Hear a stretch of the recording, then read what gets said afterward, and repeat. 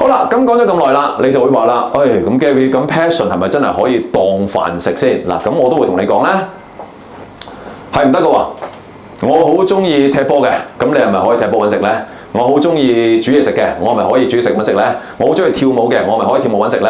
嗱，未必一定能夠發生咧，係有多一啲嘅細節喺裏邊嘅。咁包括咗啲咩嘢咧？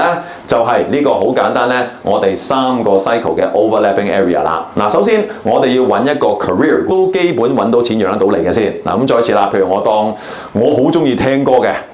good 啊，咁聽歌會唔會揾到食咧？如果揾唔到嘅話咧，咁你可能要再諗啦。我好中意唱歌嘅，咁唱歌都有機會揾到食嘅。咁但係你揾唔揾到食咧？如果未揾到嘅話咧，都要諗少少咧。咁呢個都有實際嘅部分嘅。但係更加重要係咩咧？你要考慮埋另外呢2個 element 係包括你嘅 passion 啦，同埋你嘅 strength 嘅。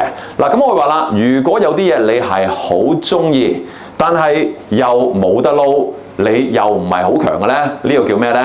其實呢個叫做嗜好。大家都有嗜好啊嘛，我都有嗜好啊嘛，係咪啊？咁我去旅行啦，幾好啊，玩下啦。咁我都好中意打籃球㗎。咁我夠唔夠叻去打 NBA 咧？我又唔夠喎。咁所以咧唔緊要嘅，我哋都有我哋中意嘅嘢咧，唔係每件事都必定能夠化做你嘅 career， 嗰啲係叫做 hobby，OK 嘅。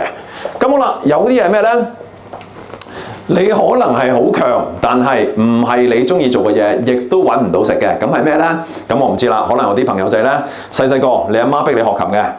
咁深奧你彈到演奏級你都幾叻㗎啦。咁但係點咧？每次彈你都苦住口面咧，因為你就記起你阿媽逼你彈琴嘅樣子啦。同埋啦，老實實你喺香港呢個 market 嗱，每個 market 都唔同啊。齋靠彈琴係咪真係揾到食咧？嗱，咁當然揾到食嘅定義咧，好 depends on 你想要一個咩嘅生活嘅。咁所以咧，如果你係強得嚟，唔中意又冇得撈嘅話咧，唔緊要，呢個係一個 talent 咧，都唔夠用嘅。咁最終我哋揾一個咩方向咧？就係 somewhere in between。你又要中意做，你又要做得叻，仲要最緊要咧喺你住嘅地方咧係要揾得到食嘅，得唔得？嗱，容唔容易揾咧？係唔容易嘅，所以點解咁多人都揾唔到佢嘅目標咧？就係話，咁我工作咪用我嘅 strength 去揾錢咯，跟住工作之後我咪揾我 passion 咯。好多人係分開嚟做嘅，但係如果我哋能夠將所有嘢 align 嘅話咧，當然應該就會係最理想啦。